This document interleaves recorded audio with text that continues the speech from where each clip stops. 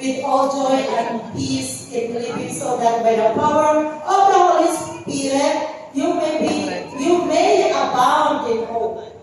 So, totoo naman po, naranasan natin ang bansa natin lumadanas at facing yung super typhoon na tinatawag. But our hope is in God. His divine intervention sa bagyong ito. Amen po ba? Kaya tunawin, inihis ng Lord ang lahat at sa Kanya ng kagaling. Sa giver of life na natin na si Lord. So, ang love, kaya hindi rin yan yung tatlo dapat na mananatili. Sabi nga, and love is to remain faithful, hope, and love. Kasi ang love, alam naman natin na as we look around, marami pong, alam natin na maraming nasasaktan. Maraming nasasaktan, marami na kailangan ng pag-ibig, ang tunay na pag-ibig na nagmumula sa ating Panginoon. Kaya, hope, pag sinabi ko hope, looking ahead talaga. Faith, looking upward to God. And love, yung love na naranasan natin sa ating Panginoon, yun yung love na ating ibabahagi din po sa ating mga kapwa around us.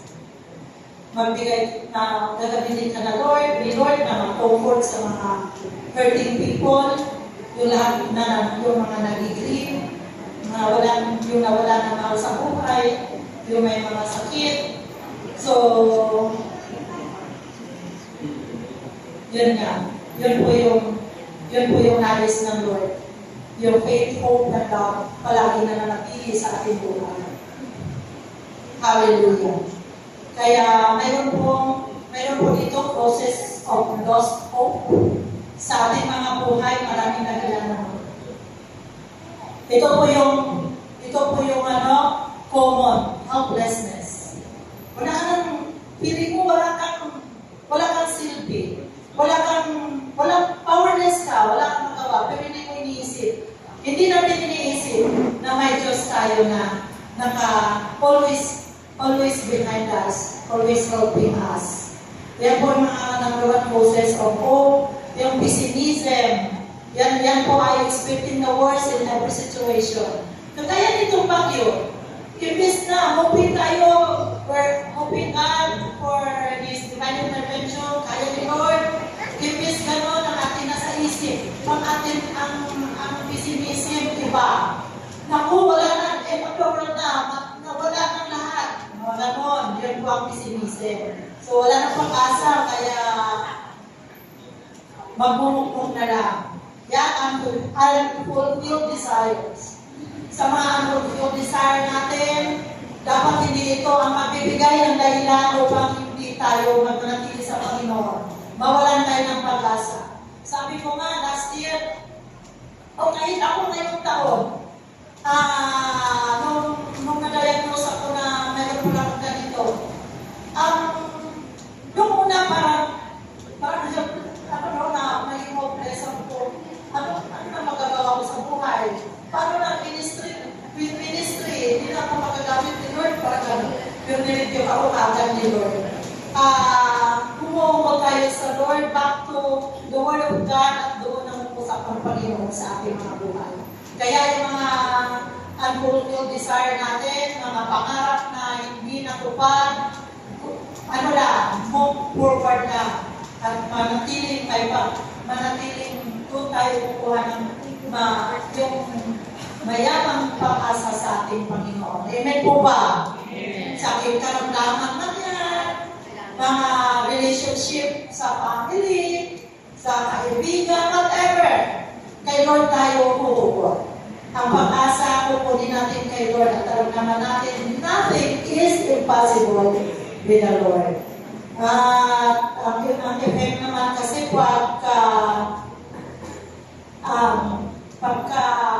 hindi tayo talagang magpatuloy ang negative na feeling sa ating buhay pag hindi tayo malapit sa ating Panginoon. Ganon din po ang isolation. Yun. Mumukha na lang. Ikaw lang ang isa, walang makapag-advise sa'yo. So, isa yan sa mga causes din po. At low self-esteem. So, tandaan natin sa mga bagay na yan, God has a renewal plan sa ating mga buhay. Minsan, dadanasin natin ang mga bagay na yan dahil patatagin lang tayo ng Panginoon. At magamit siya tayo at mighty to advance His kingdom dahil alam mo na paano mo labanan ang mga ganyan at maging effective ka na mag-advise dahil naranasan mo na ang lahat. So God, tandaan natin ang ating Panginoon always has a renewal plan sa ating mga buhay. Hindi ka mananatiling dyan ang ganyan na naranasan mo. Dapat bubuksan natin ang ating isipan, submit to God, everything in our lives na lahat na yung mga naranasan natin. And God's plan, renewing plan sa ating mga buhay, ay tunay na magmamanifest po yan. Hindi tayo pababayaan ng ating Panginoon. Amen po? Amen. Kaya naman sa Isaiah 40:31, ayan ang sabi, but those who hope in the Lord, ayan nga po, kay Lord talaga, o salita ng Lord, will renew their strength. They will soar on wings like eagles. They will run and not grow weary. They will walk and not be faint. Kaya, sa magang ito, we are all encouraged by God to put our hope alone in God. That isang malaking biyaya po na nalalaman natin that the Lord will renew our strength. Nang lupay-pay ka man sa mga nangyari sa kapaligiran, let's look up to God. And He will renew our strength. And our hope na ilagay na lang nailagak natin sa ating Panginoon. Sabi nga, they will soar on wings like eagles. They will run and not grow weary. They will walk and not be faint. Mabuti po ba ang ating Diyos? Amen. Pwede ba ang malakas na kalaman? God will serve on this offering for His goodness and faithfulness. Hallelujah. Hallelujah. Thank you, Lord. Kaya mayroon po dito, mayroon po tayong 3 puntos. 3 steps to abounding po. Paano mag-umapaw sa ating mga buhay. Ayan po. Siyempre, alam na natin lahat to. Start with God. Sabi dito sa ating kanina, yung ating verse kanina. May the God of hope fill you with all joy and peace. So we need to begin a personal relationship with God. Not just information. Alam natin si Lord. Information po yun. Pero, lack of action ka naman. Tayo. So, wala po yun. Alam natin na ang kasalanan, siyang dahilan, upang siyang maging dahilan, upang siya nagpawalay sa atin ng Panginoon. Tuloy-tuloy pa rin tayo sa paggawa. Tingnan mo, we need to begin a personal relationship with the Lord. Hindi lang basta alam natin. Yung relasyon natin kay Lord na tunay at tapat, na hindi tayo nagpatuloy sa paggawa ng kasalanan, na siyang hadlang upang yung ating hope ay Lord, hindi talaga yung maayayakin yun kung manatili ka sa kasalanan. This one emphasizes the importance of trusting in God for joy and peace. And that joy and peace are not just feelings, but are rooted in a personal relationship with God, na ito ay mahalaga po sa ating lahat na mananampalataya ng ating Panginoong Hesus. Hindi lang basta alam mo. Yung pakikipagrelasyon sa ating Panginoon, na pakikipagrelasyon natin sa Panginoon, hindi lamang sa bibig. Sa puso't isipan, kasama din po ang ating mga bulsa. Willing tayo mag-share sa blessing ng Lord, lalo na sa gawain. So, ganun po, no? So, kailangan natin mag-initiate. Kailangan natin mag-initiate connection sa ating Panginoon. Tayo mismo. Sabi nga sa, ayan po, sa next slide, initiate connection. Sa verse, sa book of Isaiah 59:2. Palagi, paborito natin lahat to, bago tayo manalangin, halos lahat ito ang binabanggit. Inaangkin natin ito, salita dito. It is, sabi dito sa, pwede po may plus din po. Ayan. Sabi nga dito, it's your sins that have cut you off from God. Because of your sins, He has turned away and will not listen anymore. So, hindi makikinig ang Diyos sa atin dahil sa ating mga kasalanan. Kaya paano tayo makapag-initiate ng connection sa Lord? So, we have to ask forgiveness sa ating mga kasalanan. Yan. Sa pangako ni Lord, 1 John 1:9, ganoon din po ulit. If we confess our sins, He is faithful and just, and He will forgive our sins and purify us from all our unrighteousness. So, tandaan natin, hindi talaga makakikos ang Panginoon sa buhay natin if we cherish sins in our heart. Mahinig ka ng tawag, kalahati lang humihingi kong tawag. Hindi talaga completely. Ay, Lord, may maunawait ka naman sa amin eh. Merciful ka naman. Humingi ka na ng tawag, lubos-lubusin na. Itulo mo natin, tulo natin. Hingi natin ng tawag at alam naman natin si Lord. Hindi po siya hindi po tayo pababayaan niya at dinigin niya tayo, pagkakawarin niya tayo. Dahil yan po ang pangako niya. Dahil yan po ang pangako niya sa Isaiah 59:2 at sa ganoon din po sa 1 John 1:9. Kaya mahalagang alam natin ang salita ng Diyos at hindi po natin abusuhin si Lord. Huwag po tayo paulit-ulit ng gawa ng kasalanan. Kaya nga, pag tinitigan ang mga nangyari sa paligid, dahil po yan sa mga kasalanan natin lahat, galit na si Lord. Kaya tayo mga anak niya, sama-sama, tayuan natin, hindi ng tawag. We will pray for the revival, spiritual revival ng ating bansa. Even sa sarili natin, sa family natin. Kaya nga, yung hanggang ngayon, hindi pa rin nawawala yung revival eh. Yun pa talagang pinag-iinan ng ating minamahal brother Eddie Villanueva. Yung ating every Wednesday, ayan, prayer revival, faith revival. Kasi mahalaga po. Hallelujah.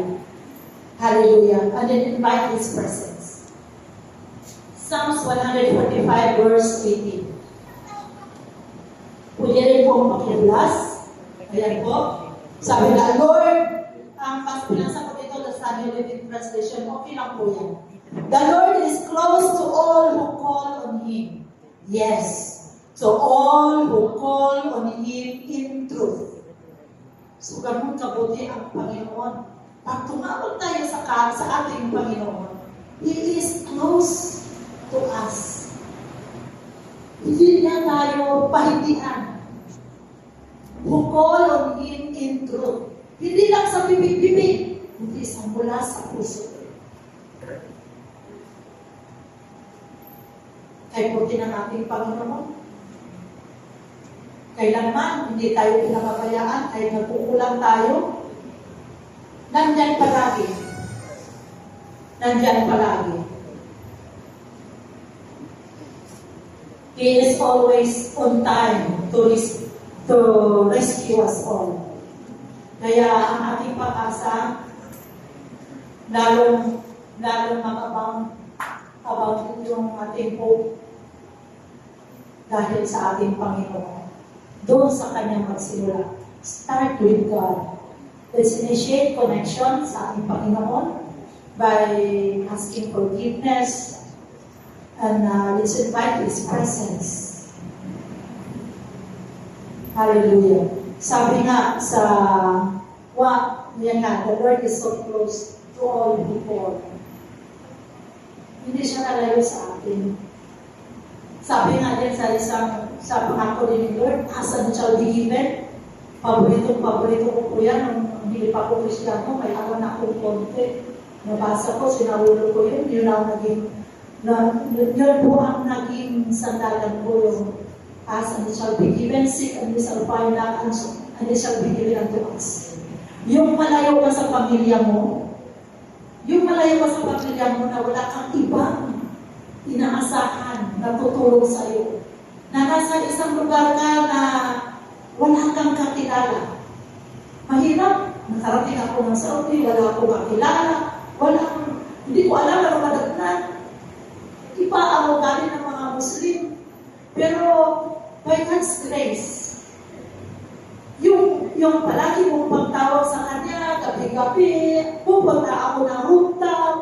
Doon ako sa rooftop nagpe-pray, hindi pa ako Kristiyano, hindi pa ako nakakilala ng Gusto. Pero talagang, ang pag-asa natin ay ilalagay sa Panginoon. Grabe po, magkakaroon ka talaga ng breakthrough po. Amen po?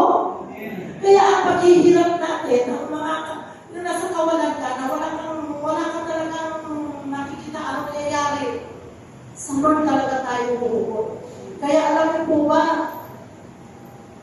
sa mga ganong pangyayari, biro ko, mayroong pangyayari sa buhay ko, sa ibang bansa.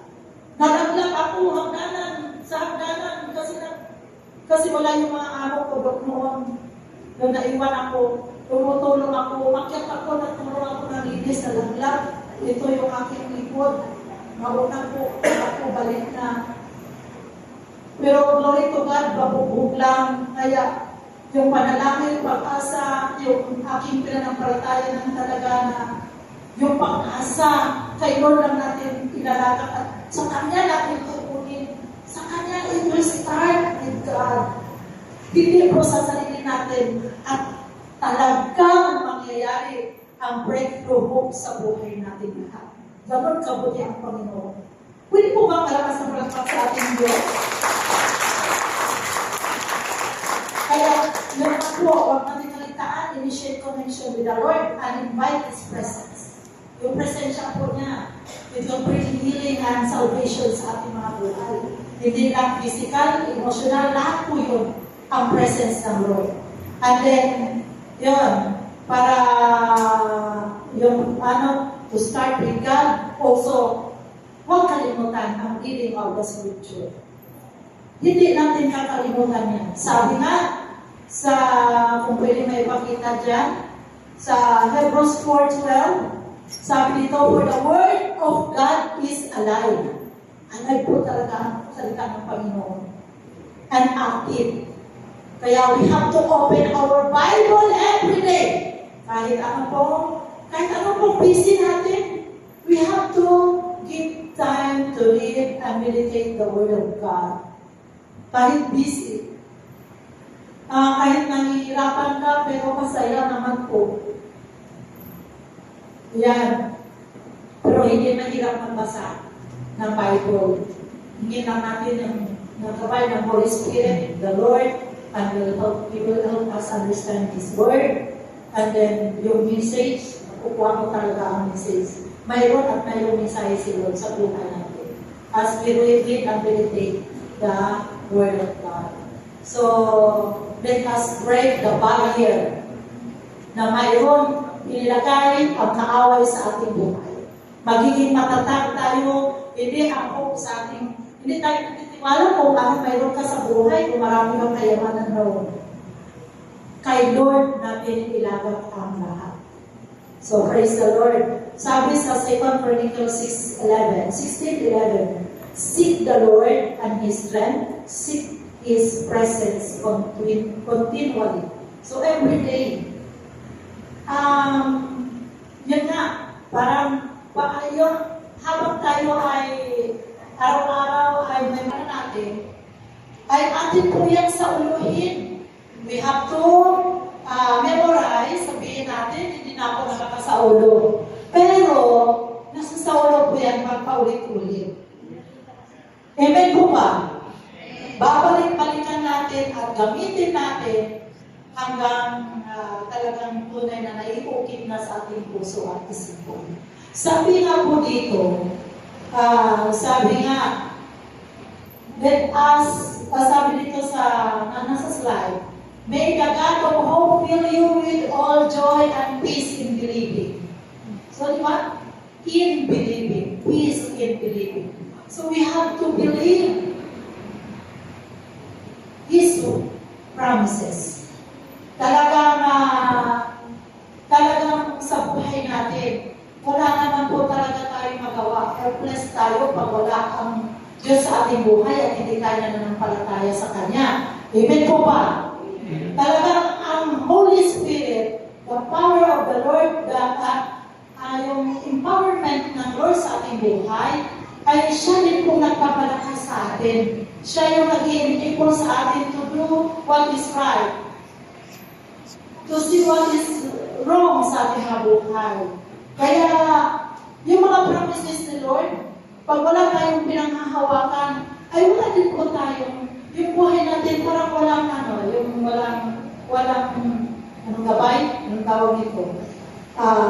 Hindi mo alam ang gagawin mo. So, dapat, alam mo yung, hindi lang sa sarili mong kaalaman, kundi sa pamamagitan ng salita ng Panginoon. Believe in His promises. Ayan, we can find hope by looking forward to the promise of God. Ayan po. So, in believing, hope abounds, then faith activates. So, tandaan natin yan. Pag tayo ay nagtitiwala, yun nga, hope abounds. When faith activates, believing is impassive.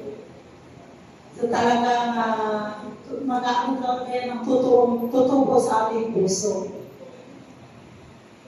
So let's have to choose God's truth over our feelings. Hindi tayo basta-basta nagtitiwala lamang sa feelings. It's by the Word of God. Kaya now we have to memorize at read the Bible every day. So ang magiging outcome, pag yan ay nagawa natin, ang magiging outcome sa ating buhay, magkakaroon tayo ng peace. Ayan po, joy and peace. Maliwanag sa ating saras, maliwanag sa salita ng Panginoon. Na yung hope na i-feel ng Lord sa ating buhay, magpunga po yan ng joy and peace. Ang ating pagtitiwala sa Kanya, ayan po. So we can find hope by looking forward to the promises of God na binigay sa atin ng Panginoon. Matatagpuan natin yan matatagpuan natin yun sa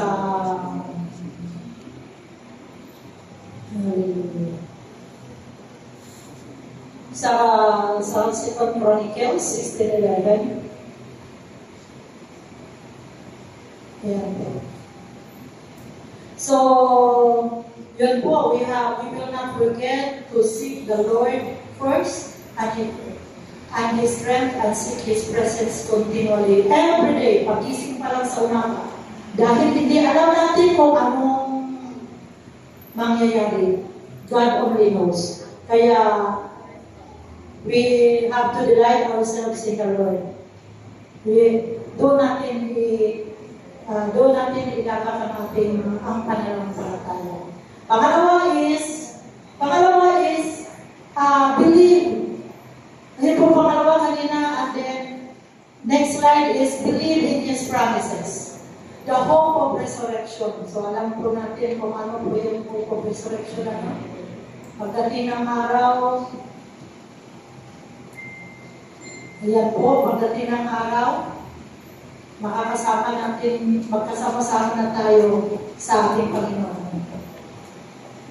Yan po yun, sabi sa 1 Thessalonians 4:13-15, and now, dear brothers and sisters, we want you to know what will happen to the believers who have died. You will not grieve like people who have no faith. Yung mga pinagdadaanan natin, naglulungkot tayo, nag-grieve, nawalan tayo ng mahal sa buhay. Yan po yung ating isa sa mga yan po ang hope of resurrection. Pagdating ng araw, sa piling ng Diyos. And the hope of rapture. So alam po natin yung hope of rapture, ano? So yan ang mga blessed hope ng mananampalataya. So praise the Lord. Sabi nga sa rapture, sa 1 Corinthians 15:51-52. Para mawala ang 51. Sabi, listen, I tell you my mystery. We will not fall asleep, but we will all be changed. In a flash, in a twinkling of an eye, at the last trumpet. For the trumpet will sound, the dead will be raised imperishable, and we will be changed. So yung rapture nga po. So yan po yung kaya tayo ang pag-asa natin. Pagdating ng araw kay Lord, hindi tayo maiwan sa kamay ng mga Antikristo. Kaya dapat abounding hope, mayroon tayo sa ating mga buhay.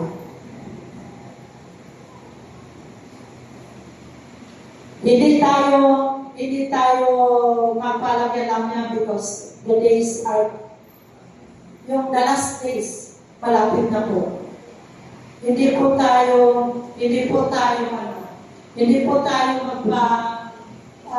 baka mamaya yung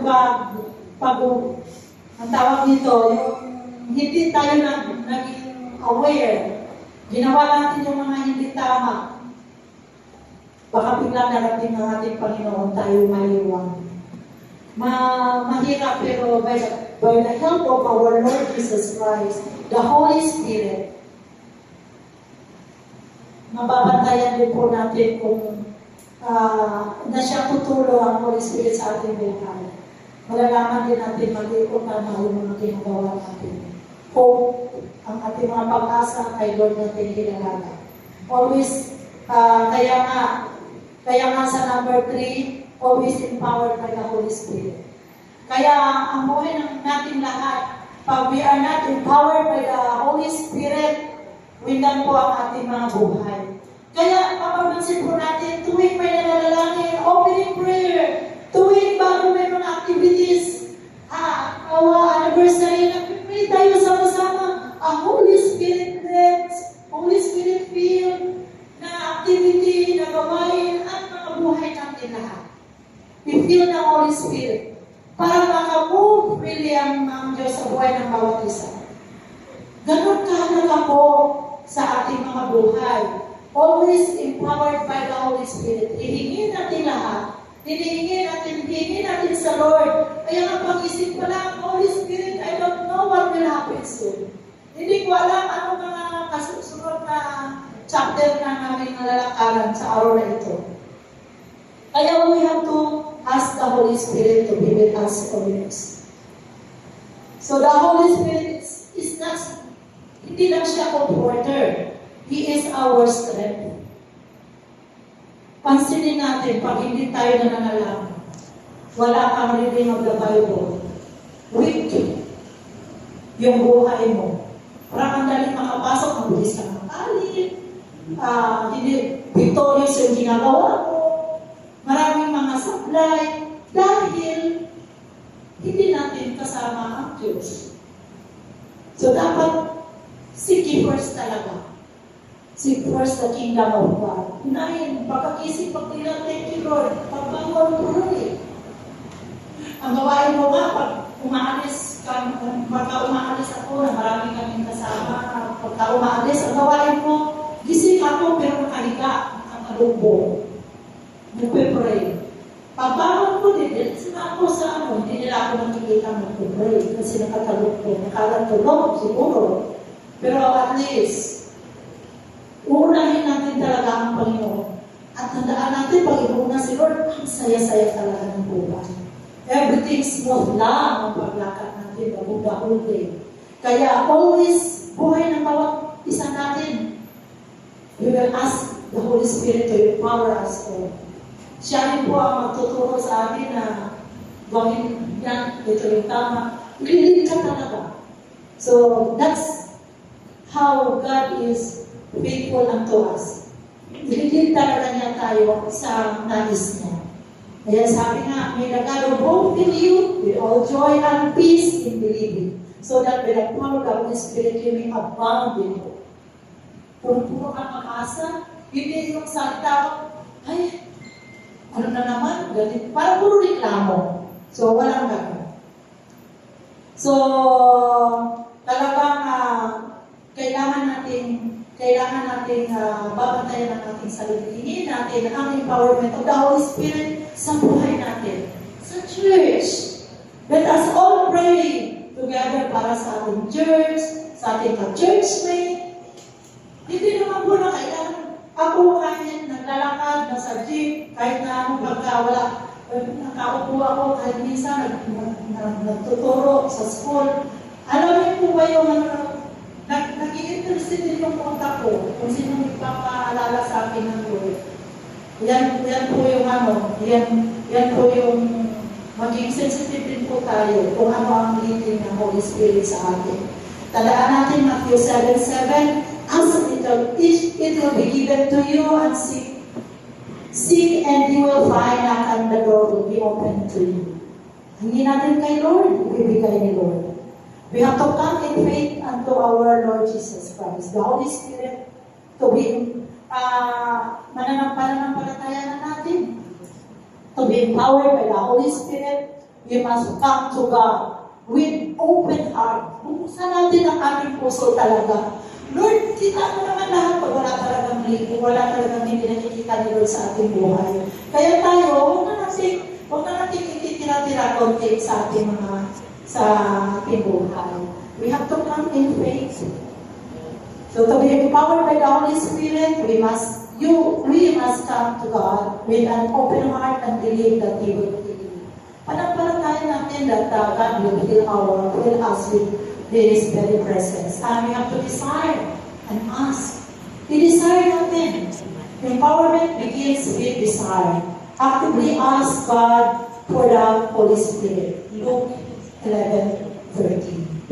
So, di ba? Napakabiti ng Lord. And then remain in His will.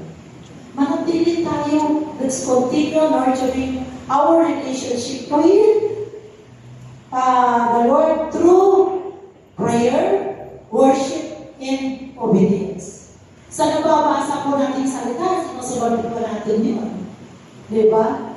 Number 1, nasusubok ang mga believer sa tithes. Di ba sa tithes? Bring all. Di ba? Yung tithes mo, bigay natin. Yung tithes natin, bigay. Yun po utos ni Lord eh. Doon pa lang. O, di ba? So, continue nurturing your relationship with Him through prayer, worship, and obedience. Let's obey God's word. Doer of God's word tayo lahat. Let's pray, let's worship. Habang kasi nag-pray, nag-worship tayo, hindi natin namamalayan na nag-pray na pala tayo sa Holy Spirit. And the Holy Spirit ay nasa puso, nasa buhay na po natin. Ayan po. So, sa conclusion na po, sabi dito, are you going through a time of trial or testing? Take heart. You're on the edge of a breakthrough. Pag dumarating sa buhay natin na parang wala ka nang magawa, wala ka nang pag-asa, kay Lord tayo lalapit. Napakaganda po ng ating ngayon, no? Pray breakthrough hope that improves. Napakaganda po ng ating nanawa. Ito ay magmamanifest sa ating mga buhay. Praise the Lord. Romans 5:3-5. Sa New Living Translation, we can rejoice too when we run into problems and trials, for we know that they help us develop endurance. And endurance develops strength of character. And character strengthens our confident hope of salvation. Napakagandang pangako ng Panginoon. We can rejoice. Biro mo yan? We can rejoice. And endure. That will develop strength sa ating mga buhay. Yung character natin. At yung character na yun strengthens our confident hope of salvation. Sa verse 5, and this hope will not lead to disappointment. Di ba? Napakaganda. Will not lead to disappointment. Praise the Lord. For we know how dearly God loves us. O, salita ng Panginoon po yan. Dearly loved.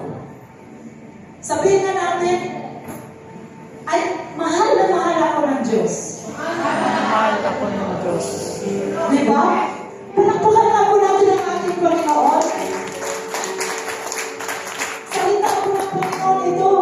For we know how dearly God loves us, because He has given us the Holy Spirit to fill our hearts with His love. Hallelujah. Malakas na palakpak po sa ating Panginoon. Tayo na po ito ngayon.